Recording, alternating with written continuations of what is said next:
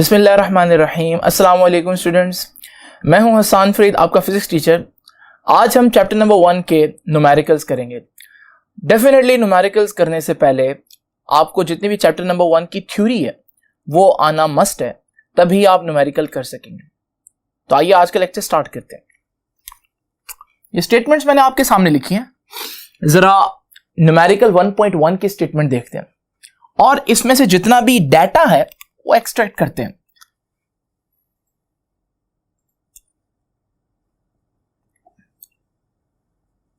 तो सबसे पहले हम देखेंगे कि डाटा क्या क्या दिया हुआ है। A light year is the distance light travels in 1 year. ये बहुत इंपॉर्टेंट स्टेटमेंट है।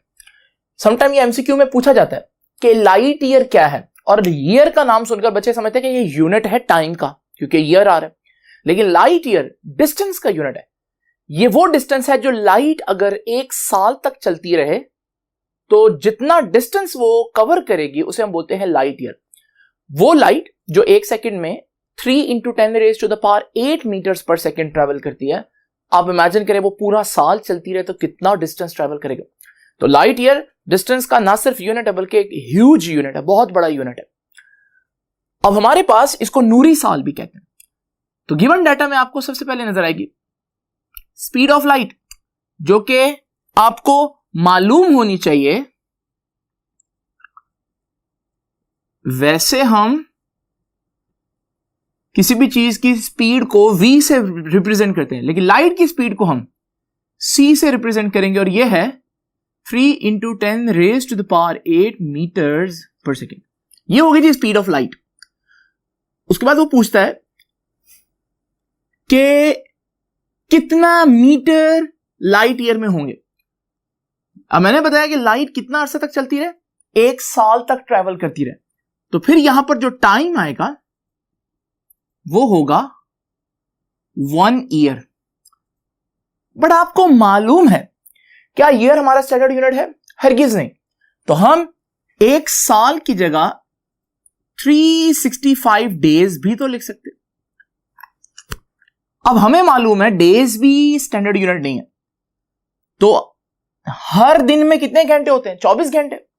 तो हम अगर इसको 365 को मल्टीप्लाई कर दें 24 से, तो हमारे पास घंटे आ जाएंगे, आवर्स आ जाएंगे। लेकिन हमें आवर्स भी नहीं चाहिए, हमें तो सेकंड्स चाहिए। आपको पता है 1 घंटे में मिनट कितने होते हैं? मिनट होते हैं 1 घंटे में 60 मिनट्स, और फिर मैं इसको 60 से मल्टीप्लाई कर दूंगा तो ये मेरे पास आ जाएगा मिनट्स में। इसी तरह 1 मिनट में कितने सेकंड्स होते हैं? 60। तो मैं इसको फिर से 60 से मल्टीप्लाई कर दूंगा, ऊपर वाली चीज को, ये 60 से मल्टीप्लाई कर दिया। अब मेरे पास आंसर आएगा सेकंड्स में, और यही मेरा सही आंसर होगा। तो टाइम उसने 1 साल लिखा है, लेकिन मुझे पहले उसको सेकंड्स में निकालना पड़ेगा। आइए कैलकुलेटर को यूज करते हुए जरा देखते हैं इसका आंसर कितना आएगा।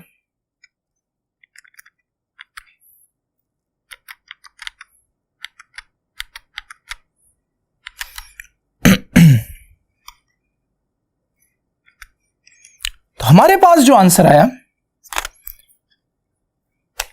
वो है 3153600, जिसको मैं 3.1536 × 10⁻7 सेकेंड भी कह सकता हूं, अगर मैं साइंटिफिक नोटेशन में इसको लेकर।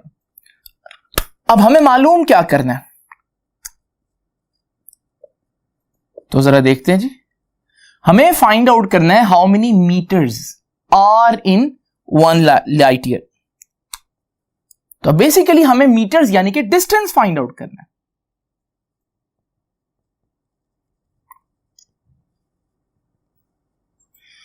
अब जरा देखिए इसका सॉल्यूशन, किस तरह से इस न्यूमेरिकल को हम सॉल्व करेंगे।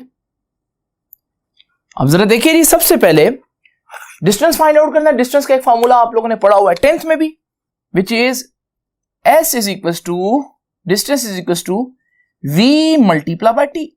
वेलोसिटी को टाइम से मल्टीप्लाई करें तो डिस्टेंस आता है, लेकिन यहां जो वेलोसिटी या स्पीड हम यूज कर रहे हैं वो लाइट की स्पीड है, तो हम v की जगह c मल्टीप्लाई बाय t भी लिख सकते हैं। अब c कितना है जी, c तो गिवन है 3 into 10 raised to the power 8 metre पर सेकेंड। टाइम कितना है, टाइम 1 साल है, लेकिन हमने जो सेकंड्स में आंसर निकाला है हम वो पुट करेंगे क्योंकि स्टैंडर्ड यूनिट पुट करना है, और ये हमारे पास आ जाएगा टोटल आंसर। तो जरा देखते हैं इसका टोटल आंसर। आया 9.46 into 10 raised to the power 15 meters. ये है हमारे पास वो डिस्टेंस जो लाइट ट्रैवल करेगी 1 साल में। और आप देख सकते हैं ये डिस्टेंस कोई थोड़ा डिस्टेंस नहीं है, ये 10 raised to the power 15 है, which is a huge amount of distance. तो इसका मतलब ये लाइट ईयर है। ये एज ए न्यूमेरिकल तो आप लोग करेंगे डेफिनेटली, मगर इसको आपने एज ए एमसीक्यू भी करना है, क्योंकि ये एमसीक्यू में भी पूछा जा सकता है कि एक लाइट ईयर में कितने मीटर्स होते हैं। तो ये है हमारा पहला न्यूमेरिकल। आइए जरा डिस्कस करते हैं solution of the next numerical. इसकी स्टेटमेंट भी आप लोगों के सामने लिखी हुई है, तो जरा देखिए, how many seconds in 1 year. इसके 3 पार्ट हैं, ए, बी और सी। पहले हम ए पार्ट को सॉल्व करते हैं। तो कहता है कि 1 सेकेंड 1 साल में कितने सेकंड्स होते हैं। तो इसका सॉल्यूशन देखते हैं डायरेक्ट। तो देखिए, अभी मैंने आपको बताया कि पहले तो आप देखें 1 साल में डेज कितने होते हैं, तो मैंने बताया 365 डेज होते हैं। अब डेज में हर डे के अंदर कितने मिनट्स होंगे, कितने आवर्स होंगे, 24 आवर्स। तो फिर मुझे 24 से मल्टीप्लाई करना पड़ेगा। अब मेरे पास आवर्स आ गए। अब फिर मैं क्या करूंगा, हर दिन में कितने मिनट होते हैं, 60 मिनट, 60 मिनट्स। तो मुझे 60 से मल्टीप्लाई करना पड़ेगा, तो मेरा आंसर मिनट्स में आ जाएगा। और हर मिनट के अंदर कितने सेकंड्स होते हैं, 60 सेकंड्स। तो मुझे फिर इसको 60 से मल्टीप्लाई करना पड़ेगा, और मेरे पास फाइनल आंसर आ जाएगा कि 1 साल में कितने सेकंड्स होंगे, और वो आंसर आएगा 31536,000 सेकंड्स, जिसको मैं अगर साइंटिफिक नोटेशन में लिखूं तो लिख सकता हूं 3.1536 into 10 raised to the power 7 seconds. Scientific notation में आप लोगों को लिखना आना चाहिए। अगर फिर भी आप लोगों को नहीं याद तो मैं एक दफा एक्सप्लेन कर देता हूं। यहां डेसिमल एंड पर है, डेसिमल कहां होना चाहिए, फर्स्ट नॉन जीरो डिजिट के बाद। तो आप कितने डेसिमल प्लेसेस यहां मूव करेंगे, 7। तो इसी वजह से आप उसको मूव करके यहां लिख देंगे जैसे मैंने लिख दिया। लेकिन क्योंकि आपने 7 डिजिट्स पीछे लेकर आया डेसिमल को, तो आप 10 की पावर 7 यहां पर जो जितना आपने मूव किया उतनी 10 की पावर लिख देंगे। ये हो गया हमारे पास 1 साल में कितने सेकंड्स होते हैं। अब वो दूसरा क्वेश्चन इसी का बी पार्ट पूछता है, how many nano seconds in 1 year. 1 साल में कितने नैनो सेकंड्स होते हैं। क्यों ना मैं पार्ट बी से ही स्टार्ट करूं इसको। तो आइए जरा देखते हैं इसका सॉल्यूशन।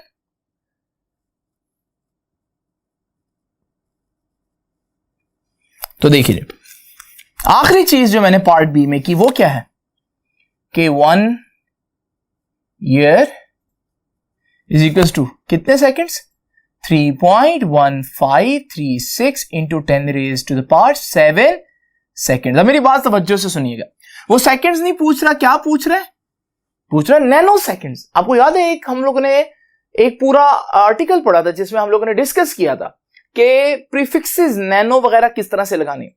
मैं सिंपल अल्फाज में यहां बताऊंगा। ये है सेकंड, हमें क्या चाहिए सेकंड के साथ, नैनो, यानी हमें यहां प्रीफिक्स लगानी है। उसका सिंपल तरीका मैंने बताया था कि जिस प्रीफिक्स को अगर लगाना हो तो जो प्रीफिक्स की वैल्यू होती है उससे डिवाइड कर दें। दोबारा बोलता हूं कि अगर आपने प्रीफिक्स लगानी है तो फिर आपने क्या करना है, जिस वैल्यू जो प्रीफिक्स की वैल्यू है, जैसे कि नैनो की वैल्यू आपको पता है 10 की पावर -9 होती है, तो उससे आप पूरे आंसर को डिवाइड करेंगे फिर प्रीफिक्स लगा देंगे। तो जरा देखिए, तो हमें चाहिए एक साल में सेकंड्स नहीं, बल्कि एक साल में नैनो सेकंड्स। अब सेकंड्स की जगह मैं नैनो सेकंड लिख देता हूं। अब देख ले, मैंने सेकंड की जगह नैनो 7 लगा दिया, और इसको कंपनसेट करने के लिए मुझे नैनो की वैल्यू से डिवाइड भी करना पड़ेगा। तो 10 की पावर -9 होता है नैनो। अब आपको मालूम है 10 की पावर -9 ऊपर जाकर 10 की पावर 7 में ऐड होगी, और जब ये 10 की पावर 7 में ऐड होगी तो 9 + 7 कितना होगा? यस, 9 + 7 16 होगा। तो फिर हमारे पास एक साल में कितने सेकंड्स आएंगे जी? 3.1536 इंटू 10⁻⁻, -9 ऊपर जाकर +9 हो जाएगा, तो ये बन जाएगा 7 ऑलरेडी है, 9 ऐड होकर 16 नैनो सेकेंड्स। तो ये है हमारे पास नंबर पार्ट 2 हमारे पास इसका ये आंसर है। अब जरा डिस्कस करते हैं पार्ट सी को। कहता है कि how many years in 1 second. जरा ध्यान से देखिएगा, पहला क्वेश्चन देखिए, how many seconds in 1 year. एक साल में कितने सेकंड है? ये क्या कह रहा है? एक सेकंड में कितने साल है? एक सेकंड के अंदर भला कोई साल हो सकता है? लेकिन एक्चुअली ये ऐसे ही है जैसे मैं पूछूं कि एक घंटे में कितने मिनट है, तो आप कहेंगे 60 मिनट्स। लेकिन अगर मैं कहूं एक मिनट में कितना घंटा है, तो आप कहेंगे घंटा तो पूरा नहीं है, लेकिन एक मिनट में घंटे का 60वां हिस्सा होगा। इसी तरह वो ये पूछ रहा है कि एक सेकंड में साल का कितनावां हिस्सा होगा। ठीक है जी। तो अब जरा देखते हैं, यहां पर भी मैं पार्ट ए से स्टार्ट करता हूं। तो आइए देखते हैं जरा इसका सॉल्यूशन।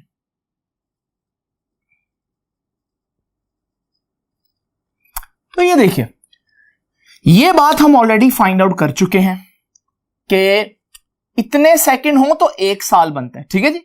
तो पहले मैंने ईयर इधर लिखा, अब मैं उधर लिखता हूं। तो ये देखिए जी, 3.1536 इंटू 10⁻⁷ सेकेंड्स हो तो एक ईयर बनता है। फाइन। वो कहता है कि हमारे पास एक सेकंड में कितने ईयर हो। यहां तो इतने सेकंड्स हैं, मुझे चाहिए एक सेकंड। आप इस पूरी चीज को उधर जाकर डिवाइड कर दो तो इधर 1 रह जाएगा। ये देखें, मैं पूरी चीज उधर ले गया, इधर क्या रह गया? जब सारी चीजें लगी तो 1 रह गया। तो 1 सेकेंड इज इक्वल टू, उधर था 1, ये सारी चीज उधर जाकर डिवाइड होगी तो ये बन जाएगा 3.1536 इंटू 10⁻⁷ ईयर्स। आप इसको सॉल्व करें, आपके पास आंसर आ जाएगा। तो जरा देखते हैं जी, एक सेकेंड में कितना साल आता है। तो इसको डिवाइड करते हैं जी।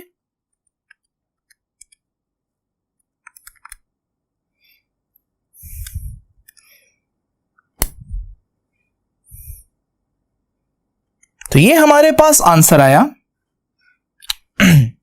3.17 इंटू 10⁻⁻8 सेकेंड्स। ये देखिए, ये है हमारे पास एक सेकेंड में, सॉरी ईयर्स आ जाएगा इसका यूनिट, क्योंकि इस तरफ हम अब ईयर्स लिख रहे हैं।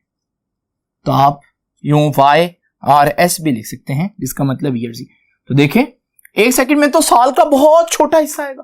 तो आंसर यही बता रहा है कि 10⁻⁻8 बता रहा है कि साल का बहुत कम पार्ट जो है वो एक सेकंड में गुजरा होगा। तो ये थे हमारे पास न्यूमेरिकल नंबर 2 के 3 पार्ट्स। आइए जरा देखते हैं न्यूमेरिकल 3 को। अगर आप न्यूमेरिकल 3 को देखें तो आप कहेंगे कि सर इतना आसान न्यूमेरिकल, ये तो प्राइमरी का बच्चा भी कर लेगा। जरा पढ़ते हैं इसकी स्टेटमेंट जी।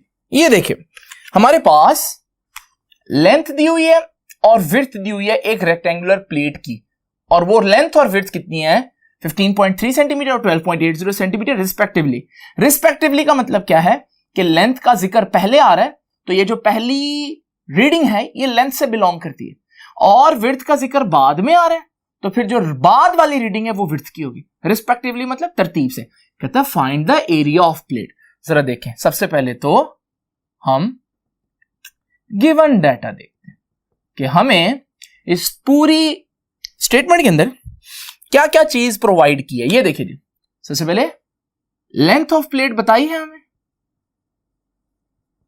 तो लेंथ ऑफ रेक्टेंगुलर प्लेट, मैं लेंथ को L कह देता हूं, और कितनी है लेंथ जी? 15.3 सेंटीमीटर। उसके बाद देखिए नेक्स्ट हमें क्या दिया हुआ जी? Width of the same plate, उसी प्लेट की, रेक्टेंगुलर प्लेट की विड्थ भी दी हुई है, और विड्थ कितनी है जी? 12.80 सेंटीमीटर्स। फाइन। अब जरा देखिए फाइंड आउट क्या करना है हमें जी? हमें फाइंड आउट करना है एरिया ऑफ प्लेट। अब सबसे पहले एरिया का फॉर्मूला आना चाहिए। आइए इसका सॉल्यूशन देखते हैं, बहुत आसान सॉल्यूशन है।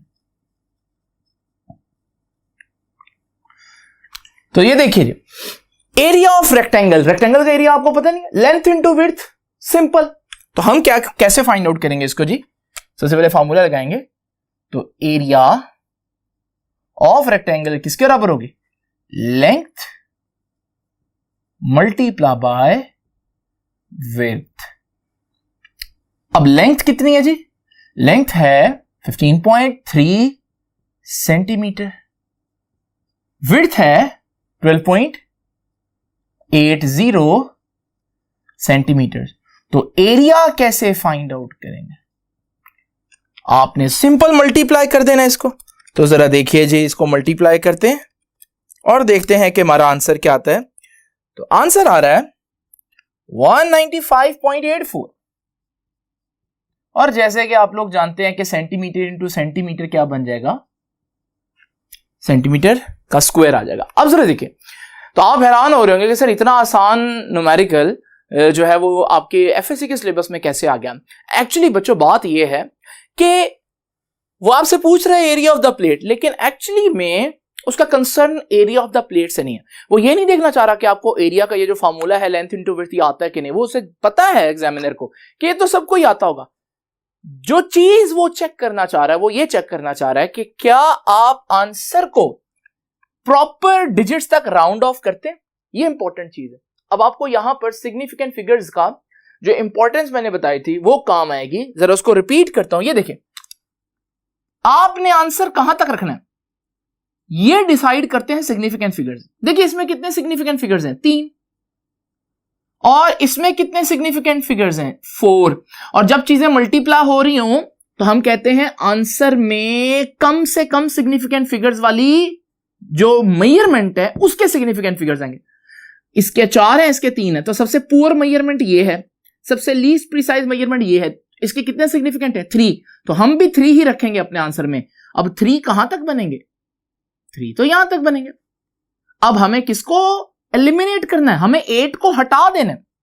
8 को हटा देना है। अब जरा 8 को हटाते हैं।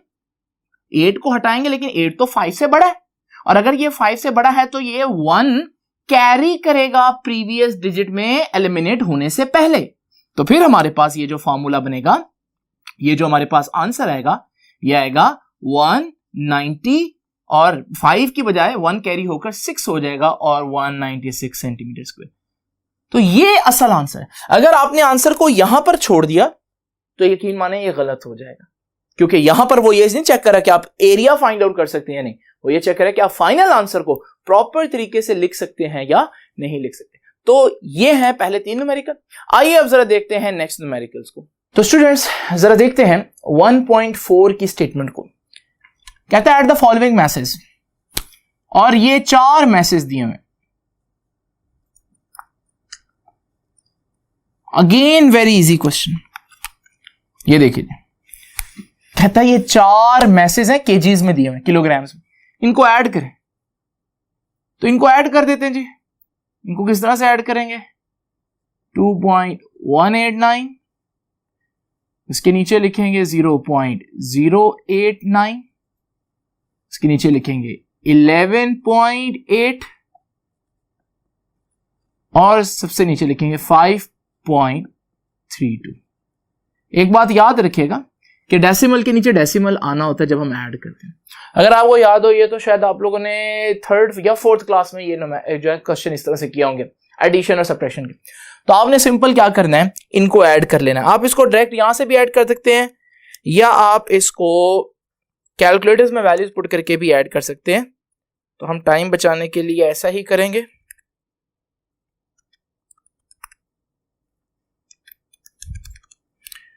तो अब जरा देखिए जी, हमारे पास आंसर आया 19.398।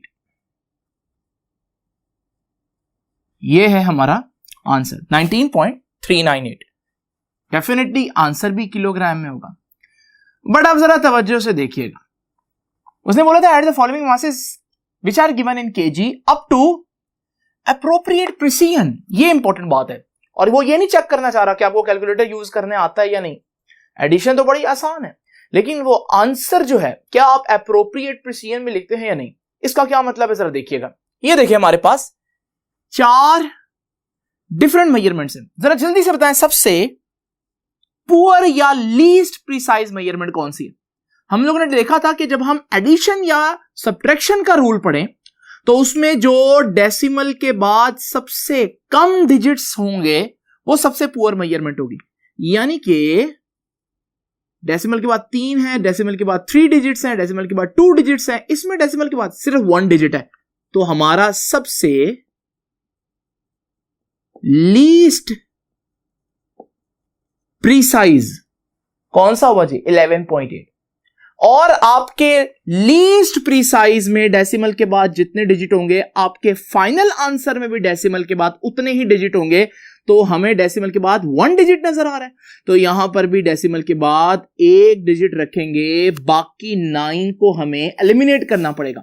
लेकिन 9 5 से ग्रेटर है, तो जब ये एलिमिनेट होगा तो ये प्रीवियस डिजिट में 1 कैरी भी करेगा। तो हमारा फाइनल आंसर जो होगा that would be 19.4 kg। This is our final answer. वो बेसिकली ये चेक करना चाहता है कि आपको फाइनल आंसर लिखने के जो रूल्स हैं वो आते हैं या नहीं आते। अब जरा चलते हैं एक बहुत इंपॉर्टेंट क्वेश्चन की तरफ। स्टेटमेंट आपको नजर आ रही है 1.5। सबसे पहले तो आप इस न्यूमेरिकल पे 2 स्टार लगा लें क्योंकि ये बहुत इंपॉर्टेंट न्यूमेरिकल। अब जरा देखिए इसकी स्टेटमेंट पढ़ते हैं जी। Find the value of G, gravitational constant G की वैल्यू फाइंड आउट करनी है, और इट्स अनसर्टेनिटी, और उसमें जो अनसर्टेनिटी है वो भी। तो एक ये चीज फाइंड आउट करनी है, दूसरी ये चीज। तो 2 चीजें फाइंड आउट करनी है। पहली बात कहता है जी की वैल्यू फाइंड आउट करते हुए you have to use this formula. We already know that कि ये फॉर्मूला सिंपल पेंडुलम का है और हम जी की वैल्यू इससे फाइंड आउट कर सकते हैं। लेकिन अगली बात जरा देखिए, सिंपल पेंडुलम की लेंथ दी हुई है 100 सेंटीमीटर, टाइम दिया हुआ है। जरा ये सारा डाटा मैं यहां पर अलग करके निकाल लेता हूं। तो डाटा एक्सट्रैक्ट करते हैं जी, ताकि सॉल्यूशन जरा आसानी से कर सके हम इसका। तो जरा देखिए जी, सबसे पहले जैसे कि आप देख रहे हैं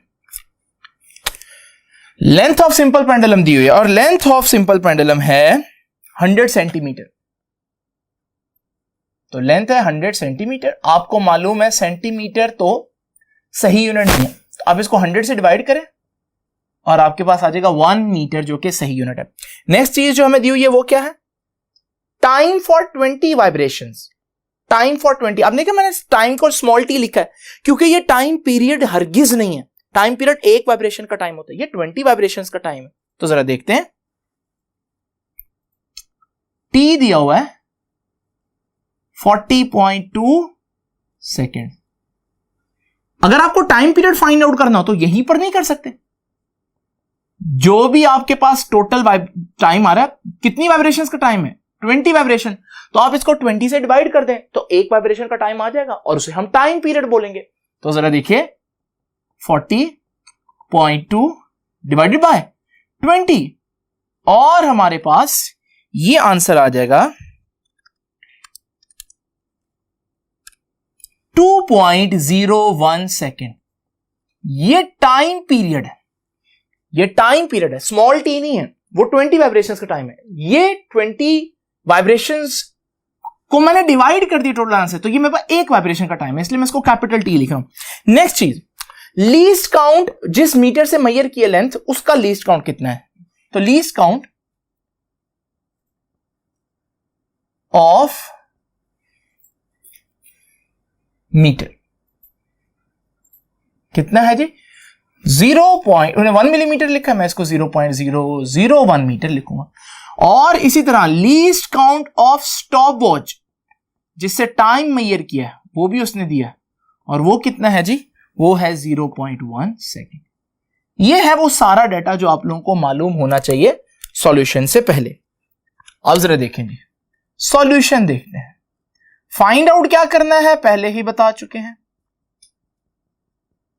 टू फाइंड में आपने value of G, A part है, value of G gravitational constant find out करना, बी पार्ट है uncertainty in B, uncertainty gravitational constant में कितनी होगी। तो आइए पहले हम स्टार्ट करते हैं ए पार्ट का सॉल्यूशन कि जी की वैल्यू कैसे फाइंड आउट करनी। बहुत आसान है, जरा देखते हैं जी। सबसे पहले तो आपको फार्मूला उसने बताया हुआ है। क्या फार्मूला बताया हुआ है? टाइम पीरियड का formula, T is equal to 2π under root L over G. सबको ये फार्मूला आता है। तो जरा देखिए, हमारे पास T is equal to 2π under root L over G. अब जिस जी को हम लोगों ने फाइंड आउट करना है वो जी तो यहां डिनोमिनेटर के अंदर है और इस स्क्वायर रूट के साइन के अंदर है। तो सबसे पहले आप इसको उससे आजाद करने के लिए दोनों तरफ स्क्वायर लें। तो आप लिखेंगे taking square on both sides. दोनों तरफ स्क्वायर लेंगे, इधर टी का स्क्वायर हो जाएगा, ये 2 का स्क्वायर 4 बन जाएगा, पाई का स्क्वायर पाई स्क्वायर बन जाएगा, और अंडर रूट स्क्वायर से कट जाएगा तो सिर्फ L ओवर जी रह जाएगा। मजीद यहां से आप जी को एक तरफ ले जाए, ये इधर आ जाएगा, और टी का स्क्वायर उधर जाकर डिवाइड हो जाएगा। तो हमारे पास फाइनल फॉर्मूला आएगा G is equal to 4 pi square L divide by ये टी का स्क्वायर उधर जाकर डिवाइड हो जाएगा। तो ये आ जाएगी हमारे पास जी की वैल्यू। सिर्फ वैल्यूज पुट करें तो आप लिखेंगे बाय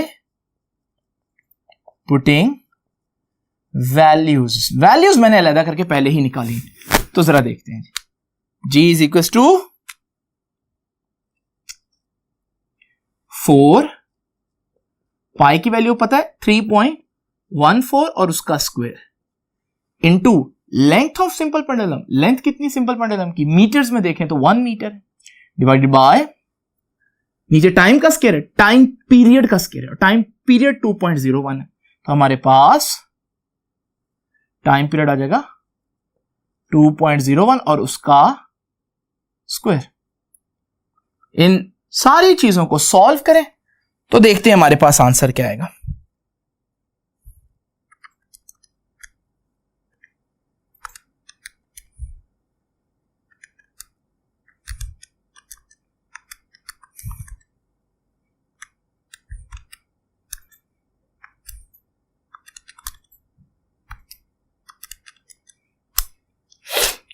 हमारे पास आंसर आया जी 9.76 मीटर पर सेकेंड स्क्वायर। ये है हमारे पास जी की वैल्यू।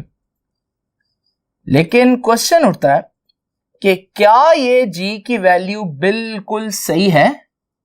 अब आपको मालूम होना चाहिए, जब हमने आर्टिकल पढ़ा था प्रिसीजन और एक्यूरेसी का, तो हमने देखा था कि ये जी इन दो चीजों की वैल्यूज पुट करने से आए, और ये दोनों चीजें तो अनसर्टेनिटी रखती हैं। तो इसका मतलब हमारा आंसर भी अनसर्टेन होगा। अब आंसर में कितनी अनसर्टेनिटी होगी ये अब हम लोगों ने फाइंड आउट करनी है। तो ये है हमारा इस क्वेश्चन का पार्ट बी। तो part A is very easy and very simple कि आपने जी की वैल्यू फॉर्मूले से फाइंड आउट करनी है। अब जरा देखते हैं अनसर्टेनिटी कैसे फाइंड आउट करनी है। आइए जरा इस न्यूमेरिकल के सेकंड पार्ट की तरफ बढ़ते हैं, जिसमें हम लोगों ने फाइंड आउट करना है अनसर्टेनिटी इन वैल्यू ऑफ जी। उसके लिए पहले जी का फॉर्मूला जरा देखें। जी का फॉर्मूला हमें मालूम है, ये अभी मैंने फाइंड आउट किया कि G is equal to 4 pi square L over T square. अगर आप देखें इसमें 4 पाई तो कांस्टेंट है, तो जी की जो अनसर्टेनिटी है, जी की परसेंटेज अनसर्टेनिटी, मैं उसको लिखता हूं percentage uncertainty in g short में, वो किसके बराबर होगी? दो वेरिएबल्स डिवाइड हो रहे हैं तो इनकी परसेंटेज अनसर्टेनिटीज को ऐड करना पड़ेगा, यही रूल पढ़ा हम लोगों ने। तो percentage uncertainty in length add करूंगा उसमें परसेंटेज अनसर्टेनिटी इन टाइम, लेकिन फिर क्योंकि टाइम का स्क्वायर है तो जो पावर आ रही हो उसको हम मल्टीप्लाई भी करते। ये है हमारे पास वो इक्वेशन जो आगे हम यूज करेंगे, इसे मैं इक्वेशन नंबर 1 कह देता हूं, और ये सारी वैल्यूज फाइंड आउट करने के बाद मैं यहां पर पुट करूंगा। तो सबसे पहले देखते हैं परसेंटेज अनसर्टेनिटी इन लेंथ कैसे। किसी भी चीज की परसेंटेज अनसर्टेनिटी फाइंड आउट करने का भी एक फॉर्मूला था, और परसेंटेज अनसर्टेनिटी इन लेंथ का फॉर्मूला या किसी भी चीज की परसेंटेज अनसर्टेनिटी कैसे फाइंड आउट करते हैं? Absolute uncertainty AU divided by जो भी रीडिंग ली थी आपने और मल्टीप्लाई 100, क्योंकि परसेंटेज फाइंड आउट करने। अब लेंथ में एब्सोल्यूट अनसर्टेनिटी क्या होगी? जो लीस्ट काउंट होता है लेंथ मेजर करने वाले इंस्ट्रूमेंट का, वो ही उसकी एब्सोल्यूट अनसर्टेनिटी है। तो ये 0.001 लीस्ट काउंट है, लेकिन यहां पर यही इसकी एब्सोल्यूट अनसर्टेनिटी होगी। तो 0.001 डिवाइड बाय रीडिंग आपने कितनी ली है, तो जरा देखते हैं जी। रीडिंग हम लोगों ने लेंथ की 100 सेंटीमीटर यानी कि 1 मीटर ली थी, और हम इसको मल्टीप्लाई करेंगे 100 से। ये सारा कुछ करने के बाद हमारे पास लेंथ की अनसर्टेनिटी परसेंटेज में आ जाएगी 0.1%। ये चीज तो फाइंड आउट कर ली, जरा percentage uncertainty in time find out करते हैं। पहले uncertainty in time find out करने का एक रूल है, अनसर्टेनिटी इन टाइम। जरा देखिएगा, वो रूल ये था कि आपके पास जो भी एब्सोल्यूट अनसर्टेनिटी है, या आप दूसरे अल्फाज में कह लें जो भी आपके स्टॉप वॉच का लीस्ट काउंट है, आपको पहले उसको डिवाइड करना पड़ेगा जितनी आपने वाइब्रेशंस ली थी टाइम पीरियड कैलकुलेट करने के लिए, और वो 20 वाइब्रेशंस हमने ली थी, तो डिवाइड बाय 20। अब लीस्ट काउंट कितना है स्टॉप वॉच का? 0.1 सेकेंड डिवाइडेड बाय 20। ये हमारे पास 0.1 डिवाइड बाय 20 आ जाएगा 0.005। ये आ गया परसेंटेज, ये आ गया हमारे पास अनसर्टेनिटी इन टाइम। अब परसेंटेज अनसर्टेनिटी निकालते हैं, वही formula, percentage uncertainty in time किसके बराबर होगा? Absolute uncertainty divided by reading multiply by 100। अभी एब्सोल्यूट अनसर्टेनिटी लीस्ट काउंट नहीं लेंगे, बल्कि लीस्ट काउंट को 20 से डिवाइड करके जो आंसर आएगा उसको लेंगे, तो वो आ जाएगा हमारे पास 0.005 डिवाइडेड बाय रीडिंग। रीडिंग हमारे पास टाइम की रीडिंग जो हमने ली थी टाइम पीरियड की, वो आई थी 2.01। मल्टीप्लाई करेंगे इसको एज यूजुअल 100 से, देखते हैं फाइनल आंसर क्या आएगा।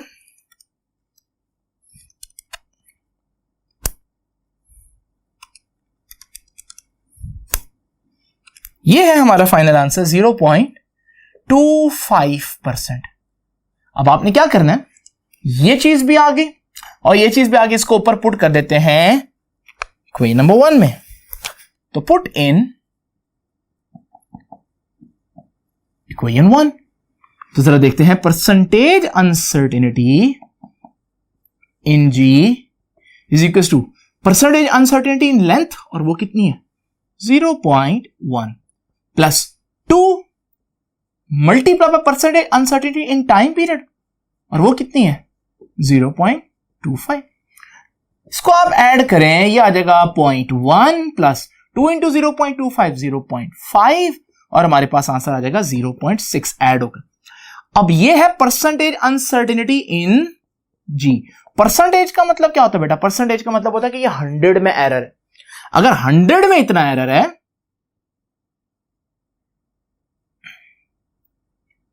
ये है परसेंटेज, 100 में एरर है, तो इन अनसर्टेनिटी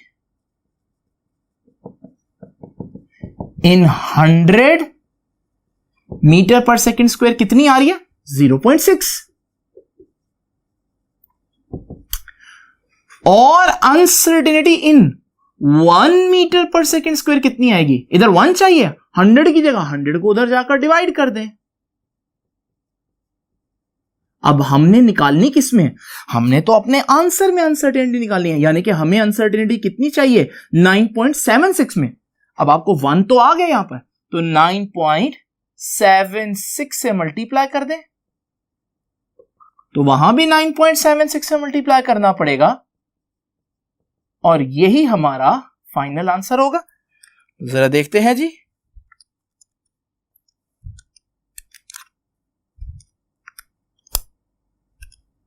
.058 जिसको हम तकरीबन 0.06 लिख देते हैं, तो इसका मतलब हमारा जो फाइनल आंसर है 9.76, उसमें कितनी अनसर्टेनिटी आ रही है? उसमें अनसर्टेनिटी आ रही है 0.06 मीटर पर सेकेंड स्क्वायर। तो फाइनल आंसर हम यूं लिखेंगे कि जी की वैल्यू आई है 9.76 प्लस माइनस 0.06 मीटर पर सेकेंड स्क्वायर। तो ये देखिए, ये थोड़ा सा टफ न्यूमेरिकल है जिसमें आपके 2 पार्ट है। खासतौर पर अनसर्टेनिटी फाइंड आउट करते हुए इन सारे स्टेप्स का ख्याल रखना है आप लोगों ने। अभी हम डिस्कस करते हैं मजीद न्यूमेरिकल्स को।